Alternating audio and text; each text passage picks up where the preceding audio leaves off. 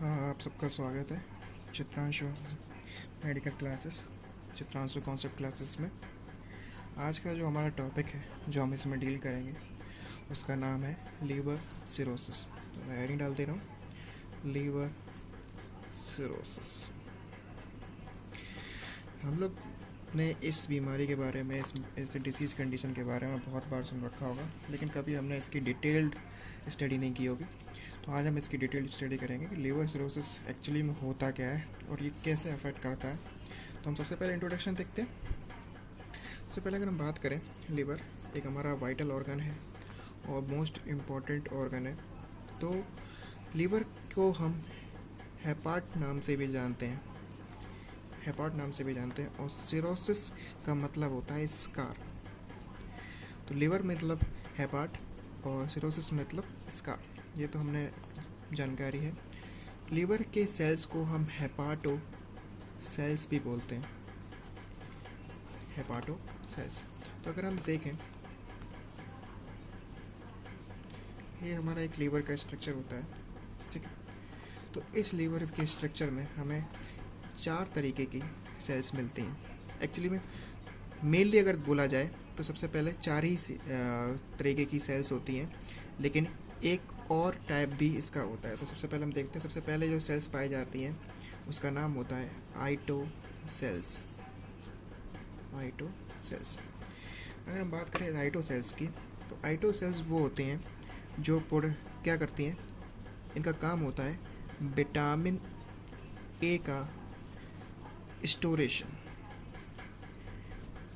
Vitamin A का स्टोरेशन। अगर आपसे पूछ दिया जाए कि आइटो सेल्स कहाँ पे मौजूद होती हैं, तो आपका आंसर होगा कि आइटो सेल्स जो होती हैं वो हमेशा लीवर के पेरिफेरल, आप देख रहे हो कि ये पेरिफेरल पार्ट है, इस पेरिफेरल पार्ट में कौन पाया जाता है, आइटो सेल्स।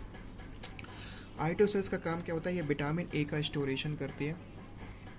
इसके अलावा ये हमारा पहला हो गया।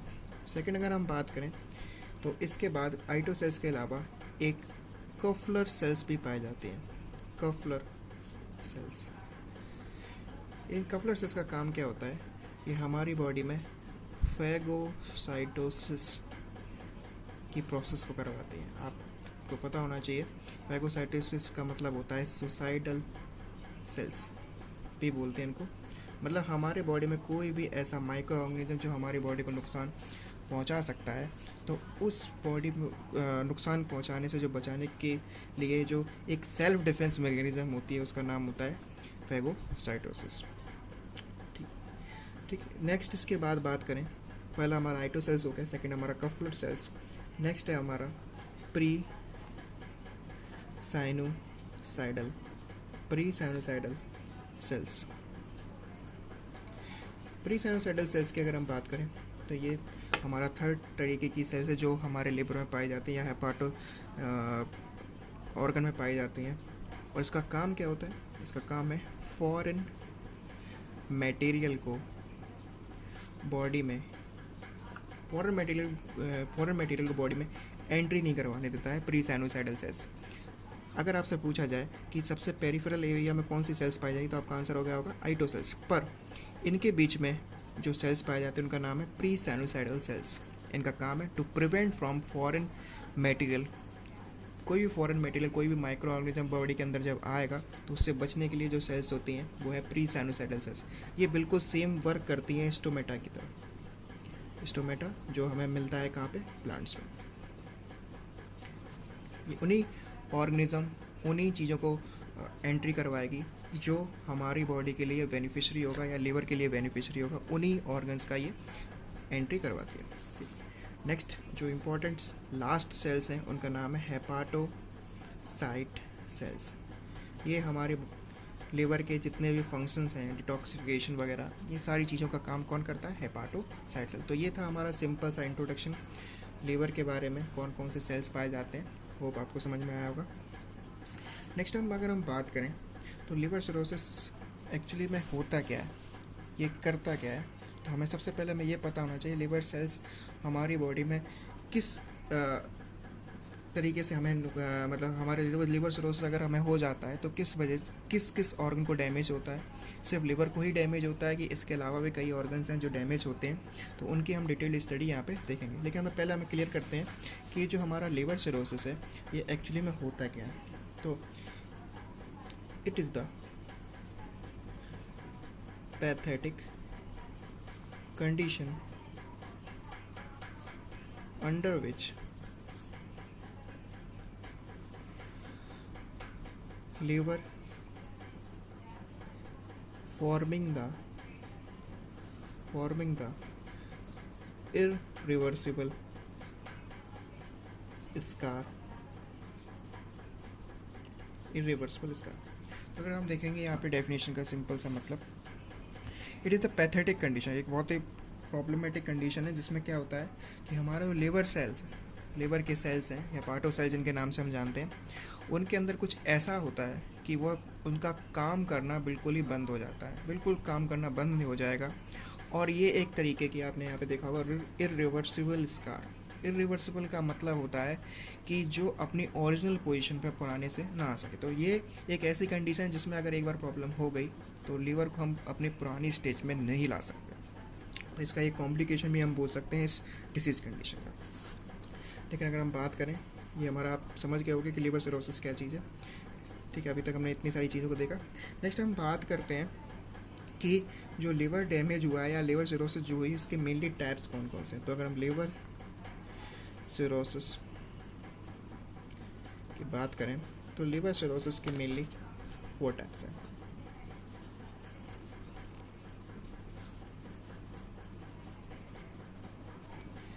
तो सबसे पहले हम बात करते हैं, इसका सबसे पहला जो है वो है एल्कोहलिक सिरोसिस। सबसे पहला जो टाइप है उसका नाम है एल्कोहलिक सिरोसिस। सेकंड जो है उसका मतलब है biliary cirrhosis. Alcoholic cirrhosis, biliary cirrhosis. Third है हमारा कार्डियक सिरोसिस। और फोर्थ है हमारा पोस्ट नेक्रोटिक सिरोसिस। ये 4 हमारे टाइप्स हैं के बारे में आप जानते होंगे। तो ये 4 तरीके के मेनली लिवर सिरोसिस पाए जाते हैं बॉडी के अंदर। सबसे पहला एल्कोहलिक सिरोसिस, दूसरा हमारा बाइलरी सिरोसिस, तीसरा कार्डियक सिरोसिस और fourth one is post necrotic cirrhosis. इनको हम डिटेल में देखेंगे। सबसे पहले हम बात करते हैं एल्कोहलिक सिरोसिस का इंट्रोडक्शन ले लेते हैं। तो अगर आपसे पूछा जाए तो ये मोस्ट कॉमन सिरोसिस भी जानते हैं इसको हम मोस्ट कॉमन सिरोसिस भी बोलते हैं। ये पोस्ट कॉमन है, लेकिन अगर ये पूछा जाए कि इसको डिस्कवर किसने किया था, तो इसको डिस्कवर करने वाले जो साइंटिस्ट थे उनका नाम था लेनिक, जिन्होंने इसको ये फर्स्टली डिस्कवर किया था। साथ ही साथ लेनिक ने स्टेथोस्कोप को भी डिस्कवरी की थी। स्टेथोस्कोप का भी डिस्कवरी जो किया था वो लेनिक ने ही किया था। नेक्स्ट जो एल्कोहलिक सिरोसिस की अगर और बात करें तो एल्कोहलिक सिरोसिस का मतलब है कि ये मोस्ट कॉमन सिरोसिस है जिसको डिस्कवर किया था लेनिक ने स्टेथोस्कोप को भी डिस्कवर किया था। ये होता क्यों है, जब हम ओवर कंजम्पशन ऑफ एल्कोहल, अगर हम ओवर कंजम्पशन कर रहे हैं किस चीज़ का, एल्कोहल का, तो उस समय हमें जो कंडीशन हो सकती है उसका नाम है एल्कोहलिक सिरोसिस। ये हमारा क्लियर होता है। नेक्स्ट हम बात करते हैं बाइलरी सिरोसिस। तो बाइलरी सिरोसिस का क्या होता है, इसके दो वजह से ये हो सकता है। सबसे पहला इसका है ड्यू टू ऑब्स्ट्रक्शन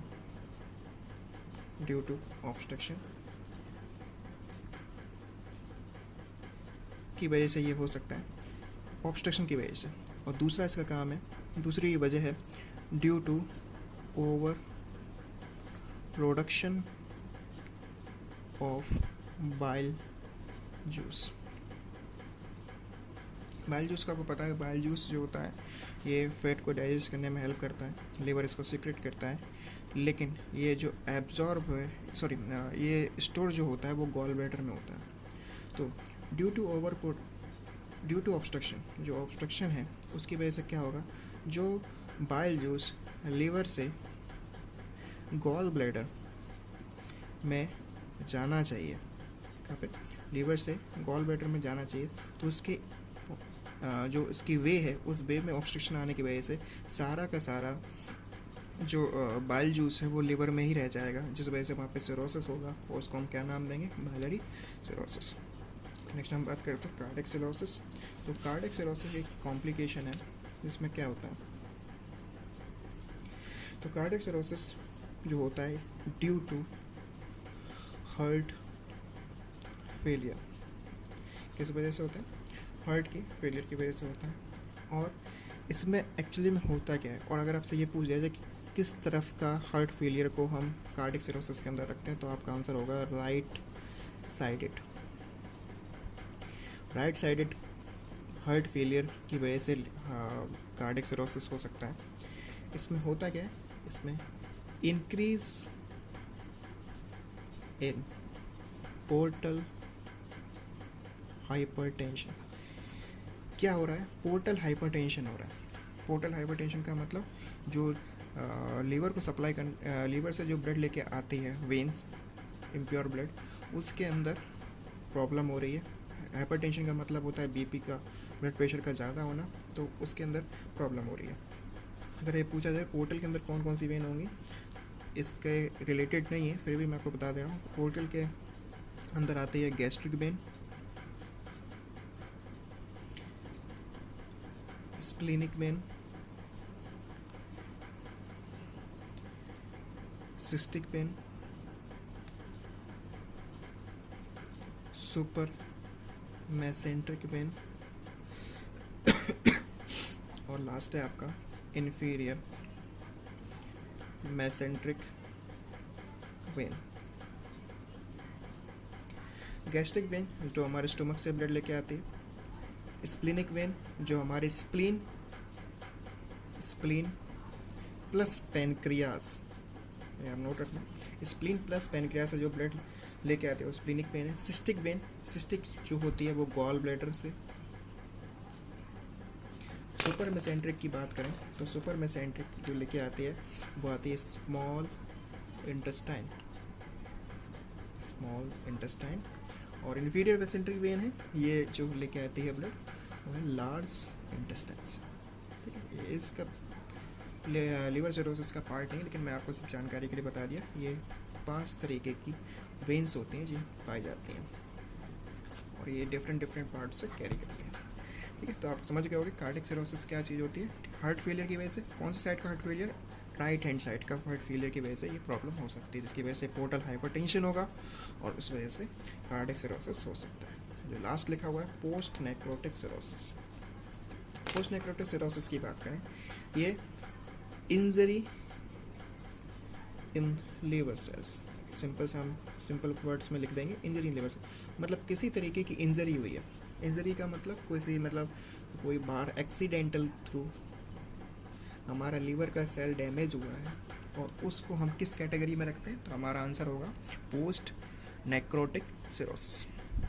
होप आप लोग समझ गए होंगे कि ये इसके टाइप्स। अब हम नेक्स्ट आगे बढ़ते हैं और बात करते हैं इसकी पैथोफिजियोलॉजी की। पैथोफिजियोलॉजी देखते हैं।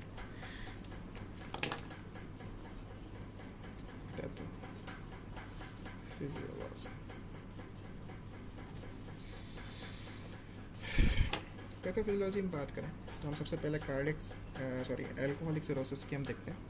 तो सबसे पहला क्या हुआ, पैथोफिजियोलॉजी की बात करें, हमारी बॉडी में हमने ज़्यादा इंजेक्ट किया क्या, एल्कोहल इन्वेस्टेड इन लीवर, या फिर हम बोल सकते हैं ओवर कंजम्पशन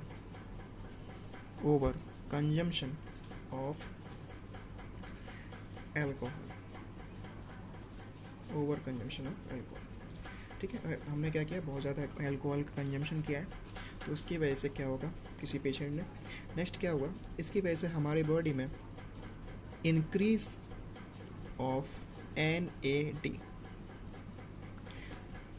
क्या होगा, NAD का फॉर्मेशन होगा। NAD का मतलब क्या होता है, निकटोनामाइड एमाइड एडिनाइन डाई न्यूक्लियोटाइड, ठीक है, इसका फॉर्मेशन होगा। जब NAD बनता है तो आपको पता होना चाहिए इंक्रीज इन NADH भी बनेगा, और ये क्यों बनेगा, NADH2 बनेगा। क्यों बनेगा, क्योंकि इसमें क्या हो गया है, ऑक्सीडेशन। ठीक, सबसे पहले हमने 3 चीज़ें देखी।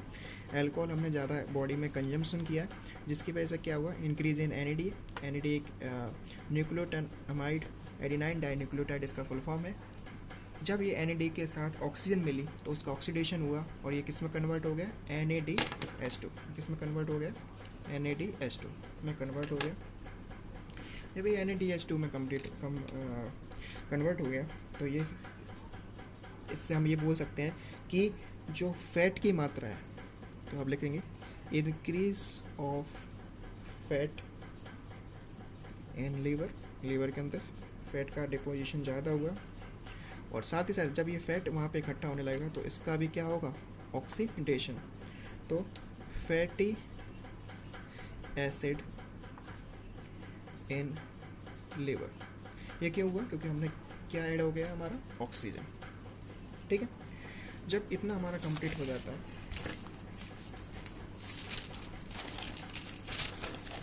हमारा इतना हो गया, तो हम देखेंगे कि हमारा फैटी एसिड वहाँ पे इकट्ठा हो गया। फैटी एसिड लीवर इकट्ठा हो, फैटी एसिड की वजह से लीवर में बहुत ज़्यादा फैट इकट्ठा होने लगा है, क्योंकि उसका हो चुका है ऑक्सीडेशन। पहले ये नॉर्मल सा एक ऐसा फैटी एसिड था, फैट था, जिसके अंदर ऑक्सीजन के मिलने की वजह से ये किस में कन्वर्ट हो गया, फैटी एसिड में हो गया। अब ज़्यादा से ज़्यादा फैट इकट्ठा कहाँ पे होने लगा है, लीवर में। तो इस वजह से एक कंडीशन होती है, उसको हम बोलते हैं स्टीओसिस। तो अगर पूछा जाए व्हाट इज द स्टीओसिस, तो स्टीओसिस का मतलब होता है कि फैट का ज़्यादा डिपोजिशन होना, और इसको हम फैटी लिवर के नाम से भी जानते हैं। किस नाम से जानते हैं, फैटी लिवर। नेक्स्ट हम बात करें, जब ये फैटी लिवर हमारा हो गया, ठीक है, अब जब फैटी लिवर ज़्यादा हो जाएगा तो इस वजह से हमारे लिवर के अंदर क्या होगा, फाइब्रोसिस। क्या होगा, फाइब्रोसिस ऑफ लिवर, और इसी को हम बोलते हैं, फाइब्रोसिस ऑफ लिवर होगा, जिसकी वजह से वहाँ पे क्या, लिवर के अंदर क्या बनेगी, मैलरी डंक बॉडीज,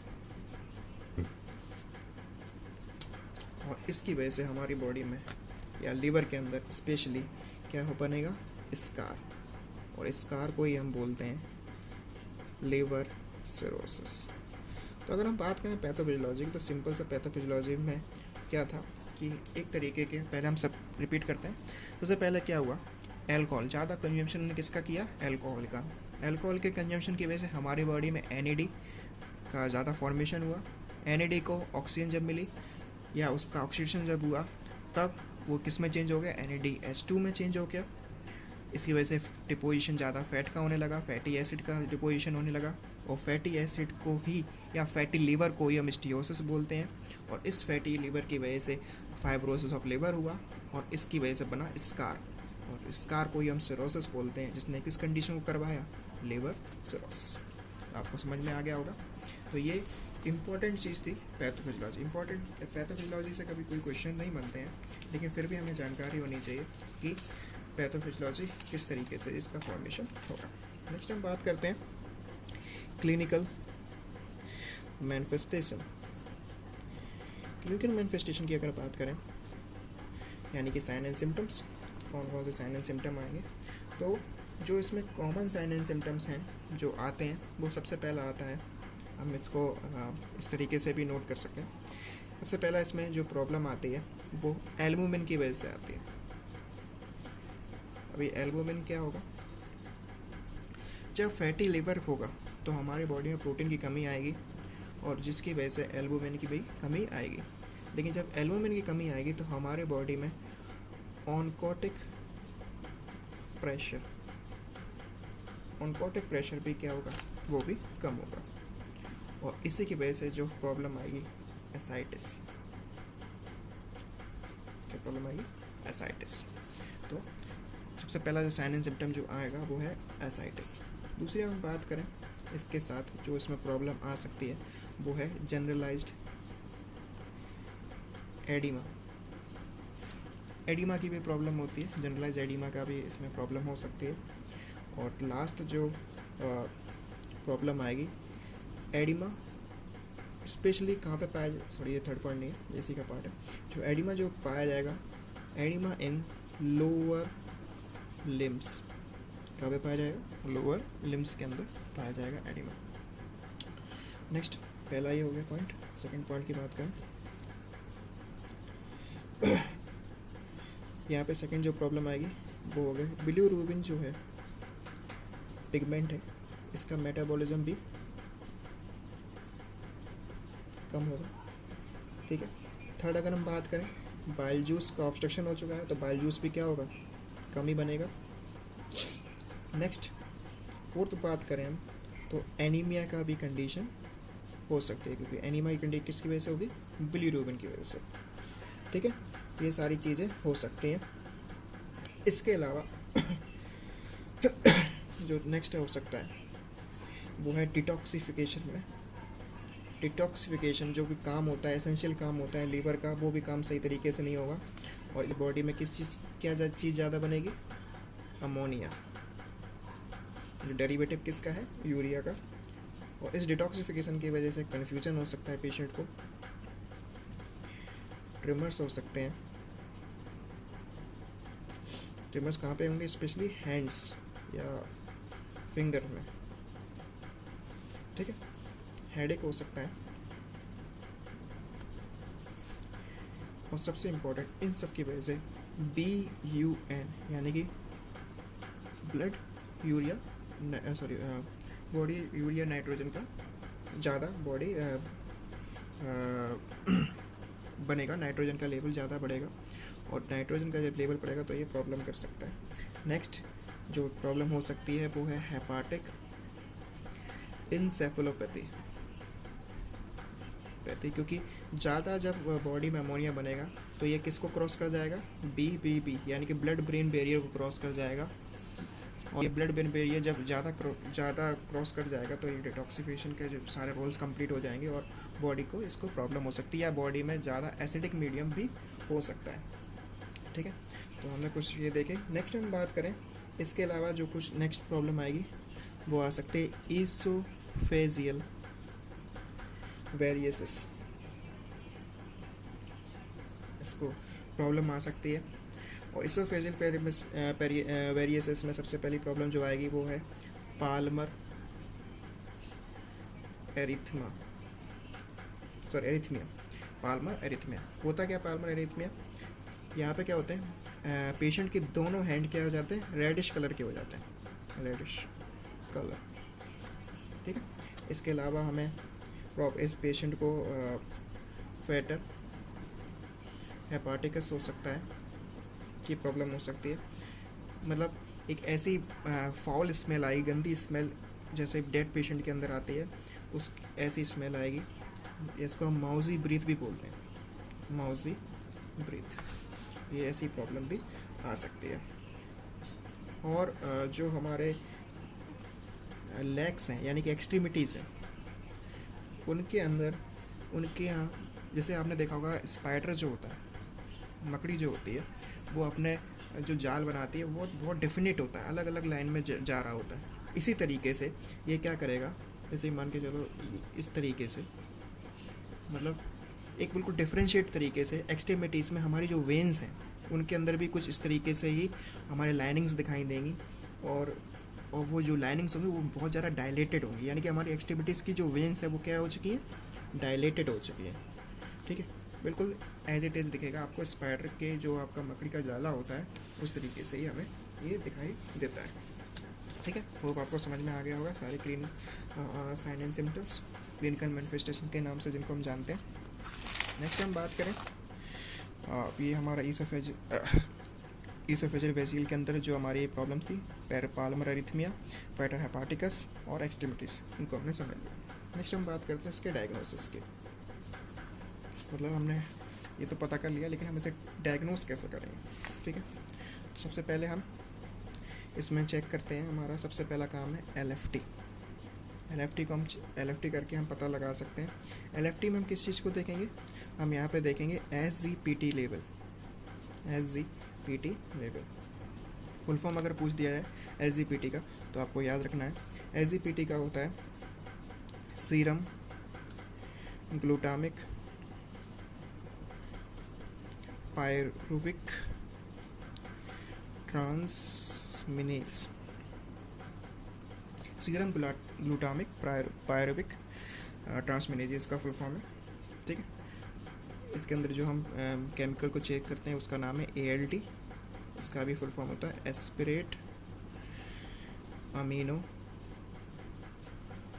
ट्रांसफरेज, इसका फुल फॉर्म है, ठीक है। इन दोनों का काम क्या होता है कि ये जो हमारे बॉडी का जो प्रोटीन है उस प्रोटीन को एनर्जी में चेंज करते हैं, ठीक है।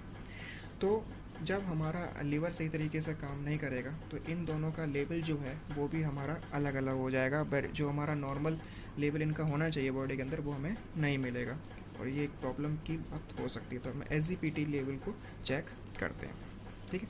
SGPT ALT का काम क्या होता है कि अब तो ये प्रोटीन को, जो हमारे शरीर में जो हमने प्रोटीन न्यूट्रिशन में लिया है उसको एनर्जी में कन्वर्ट करने का काम किसका होता है, SGPT एंड ALT का।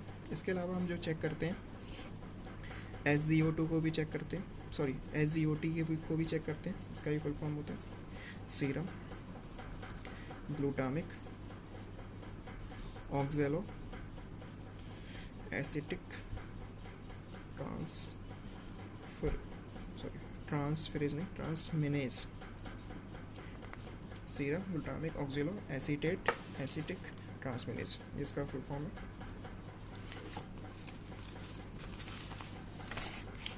ठीक है। इसके अंदर भी AST होता है, इसको हम बोलते हैं एस्पिरेट ट्रांसमिनेज भी बोलते हैं, इसको एस्पिरेट ट्रांसमिनेज को भी बोलते हैं, ठीक। इसके अलावा हम LFT में ये दोनों चीज़ों को हम चेक करेंगे। सबसे पहले मैं आपको बताया था SGPT लेवल को चेक करेंगे, SGPT लेवल को चेक करेंगे SGO2 लेवल को चेक करेंगे। इन दोनों के चेक करने से हम पता लगा लेंगे कि क्या है। नेक्स्ट हम जो चेक करेंगे वो करेंगे बिलीरुबिन को टेस्ट करेंगे, या बिलीरुबिन का लेवल चेक करेंगे। और आपको मैं बता दूं जो बिलीरुबिन का लेवल जो नॉर्मल बॉडी में रहता है वो रहता है 0.2 to 1.2 mg/TL मिलीग्राम पर डेसीलीटर, ठीक है। इसके अलावा हम BT-CT लेवल भी चेक कर सकते हैं। BT का मतलब ब्लीडिंग टाइम, CT का मतलब क्लॉटिंग टाइम, और जो कि नॉर्मल कितना रहता है 2 to 9 मिनट, कितना रहता है 2 to 9 मिनट। इन सब चीज़ों को हम चेक कर सकते हैं। नेक्स्ट हम इसमें जो इम्पोर्टेंट जो चीज़ें हैं जो हम यहाँ पे इसके मैनेजमेंट में करेंगे, वो हम सबसे पहला इसका, ये हमारा डायग्नोसिस कंप्लीट हो गया। इसके बाद हम करेंगे मैनेजमेंट। तो मैनेजमेंट हम किस तरीके से कर सकते हैं उसको देखते हैं। अगर मैनेजमेंट की बात करें तो सबसे पहले यहाँ पे हम सबसे पहले बात करते हैं मेडिकल मैनेजमेंट। मेडिकल मैनेजमेंट में हम क्या क्या कर सकते हैं। सबसे पहले हम उसको, जो इसका ड्रग ऑफ चॉइस होगा वो है हमारा नियोमाइसिन, ठीक है। नियोमाइसिन को हम देंगे। नियोमाइसिन के अवेलेबिलिटी ना होने की वजह से हम निजाटिडिन भी दे सकते हैं, निजाटिडिन को भी हम दे सकते हैं। और सबसे इम्पोर्टेंटली हमें जो इसमें मेंटेन करना है वो करना है लैक्टुलोज को मेंटेन करना है, क्योंकि लैक्टुलोज एक तरीके का लैक्सेटिव है जो बॉडी के अंदर जो का प्रोटीन का सही तरीके से सिंथेसिस नहीं हो पा रहा, डाइजेशन नहीं हो पा रहा, तो हो सकता है उसे डेफिकेशन में प्रॉब्लम हो, तो लैक्टुलोज को हम सही तरीके से बॉडी में करवाएंगे, ठीक। इसके अलावा अगर हम बात करें इसके सर्जिकल में, क्योंकि सर्जिकल में हम इसमें स्पेशली कोई सर्जरी लीवर को हम निकाल तो सकते नहीं हैं, लेकिन फिर भी हम एक चीज़ कर सकते हैं। आपने यहाँ पे देखा होगा ऊपर टॉपिक में ईसोफेजियल वेरिसिस का लिखा होता है। तो ईसोफेजियल वेरिसिस होता क्या है। ईसोफेजियल वेरिसिस का मतलब है कि एक तरीके का जब हमारी बॉडी में बहुत सारा मतलब हम केमिकल को बाहर निकल रहा है, बॉडी में से सारा केमिकल बाहर निकला जा रहा है, तो वहाँ पे क्या होता है, ब्लीडिंग होने लगती है। तो यहाँ पे क्या हुआ कि वेरिएसिस का मतलब होता है जब आपको ज़्यादा प्रेशर लगता है, प्रेशर ऑनकोटिक प्रेशर के बारे में मैंने आपको बताया था, जब ज़्यादा प्रेशर लगता है तो सारा कंटेंट जब बॉडी में से बाहर निकलेगा तो वहाँ पे ब्लीडिंग, यानी कि इंटरनल जो लेयर है वो डैमेज हो जाती है और वहाँ पे ब्लीडिंग इकट्ठा होने लगती है। तो नॉर्मल जहाँ पे एक फूड कलेक्शन होना चाहिए था, या फिर कोई हार्मोन्स का कलेक्शन होना चाहिए, या फिर कोई इंजाइम्स का कलेक्शन होना चाहिए था, वहाँ पे ये ब्लीडिंग का होना चालू हो जाता है, जो कि प्रॉब्लमेटिक है। तो इसलिए हम उसके प्रॉब्लम से दूर होने के लिए, यानी कि वेरिसेस को दूर करने के लिए हम क्या करते हैं, हम एक ट्यूब डालते हैं जिसका नाम होता है Sengstaken Blakemore tube. Sengstaken Blakemore tube भी बोलते हैं इसको। सैंगस्टन ब्लैक मॉर ट्यूब की अगर हम बात करें तो ये एक 3 वे ट्यूब होती है, 3 वे ट्यूब भी बोलते हैं इसको। और इस 3 वे ट्यूब का काम क्या होता है कि जितना भी उस जो कंटेंट है जो कहीं पे भी रह गया, उस कंटेंट को एस्पिरेट करने में भी काम आता है। तो हम इसको बॉडी में से सीक्रेशन को बाहर निकालने का भी काम इसके थ्रू हम कर सकते हैं। इसके अलावा हमारे पास कोई सर्जिकल ट्रीटमेंट तो नहीं है, पर हम इस तरीके से कर सकते हैं। और अगर हम बात करें, यहीं पे मैं साइड में बता दे रहा हूँ, कॉम्प्लिकेशन की, अगर हमने सही टाइम पे इसको ठीक नहीं किया तो लीवर सिरोसिस तो हमारा हो गई, लेकिन इसके अलावा हमें हेपाटिक कोमा भी हो सकता है, और इसके अलावा हेपाटो रीनल सिंड्रोम भी हो सकता है। अगर हम बात करें हेपाटो रीनल सिंड्रोम, स्पेशली सिंड्रोम की अगर हम बात करें तो सिंड्रोम का मतलब होता है ग्रुप ऑफ सिम्टम। तो यहाँ पे ग्रुप ऑफ सिम्टम्स आ सकते हैं। तो ये था हमारा नॉर्मल। तो अगर हम बात करें मैनेजमेंट में, हम नियोमाइसिन दे रहे हैं, निज़ार्टेटिन दे रहे हैं, लैक्टुलोज दे रहे हैं, और सर्जिकल में हम कोई इसकी स्पेशली सर्जरी नहीं कर सकते, तो हम क्या कर रहे हैं, इसका सैंगस्टन ब्लैक मॉर ट्यूब डाल रहे हैं। क्यों? ये उसी कंडीशन में डालना है जब हमारा प्रॉब्लम क्या हो कि ईसोफेजियल वेरिसेस या फिर कोई तरीके का वेरिसेस हो। ब्रेसिस का मतलब होता है इंटरनल लाइनिंग, हमारी प्रेशर की वजह से इंटरनल लाइनिंग का डैमेज हो जाना, वहाँ पे कोई फ्लूइड का इकट्ठा हो जाना कोई, तो उसको एस्पिरेट करने के लिए हम सैंगस्टन ब्लैक मॉर ट्यूब का हेल्प लेते हैं, जो कि एक 3 वे ट्यूब है। रेस्पिरेटरी डिस्ट्रेस इसका कॉम्प्लिकेशन हो सकता है, लेकिन उसको यहाँ पे इंपॉर्टेंट समझना नहीं है, पर अब हम समझ लेते हैं सैंगस्टन ब्लैक मॉर ट्यूब क्या थी।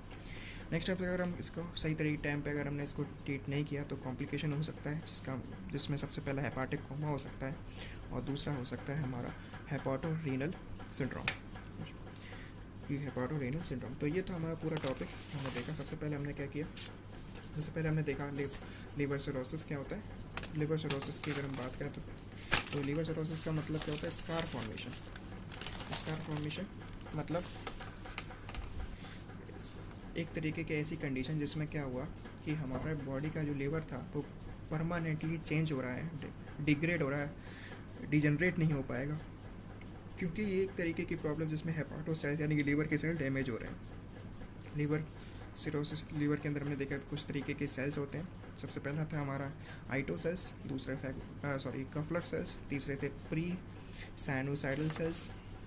जैसे पहले आपको बताया था मैंने, आइटो सेल्स विटामिन का स्टोरेशन करते हैं। सेकेंड हमारे कफलर सेल्स हैं, कफलर सेल्स का काम क्या होता है, फैगोसाइटोसिस करते हैं। नेक्स्ट हम बताते हैं प्री साइनोसाइडल सेल्स, इनका काम क्या होता है, फॉरेन मटेरियल को बॉडी को हम ये एंट्री नहीं होने देते, ठीक है। नेक्स्ट हमारे कौन से, हेपाटोसाइट सेल्स, जो हमारे लीवर के जितने भी फंक्शंस हैं उनको सीक्रेट्स करते हैं। नेक्स्ट हम बात करते हैं लीवर सिरोसिस की। तो इसके लीवर सिरोसिस के मेनली 4 टाइप्स हैं, alcoholic cirrhosis, biliary cirrhosis, cardiac cirrhosis, post necrotic cirrhosis. कि हमने सारी चीज़ें देखी। नेक्स्ट हमने देखी पैथोफिजियोलॉजी। अगर हम पैथोफिजियोलॉजी की बात करें, सबसे पहला क्या हुआ, एल्कोहल हमने ज़्यादा कंजम्पशन किया, कंजम्पशन ऑफ एल्कोहल, जिसकी वजह से हमारे बॉडी में ये लीवर में पहुंचने के बाद उसमें ज़्यादा क्या बनने लगा, NAD, निकोटिनामाइड एडिनाइन डाइन्यूक्लियोटाइड, ये हमारी बॉडी में फॉर्मेशन हुआ।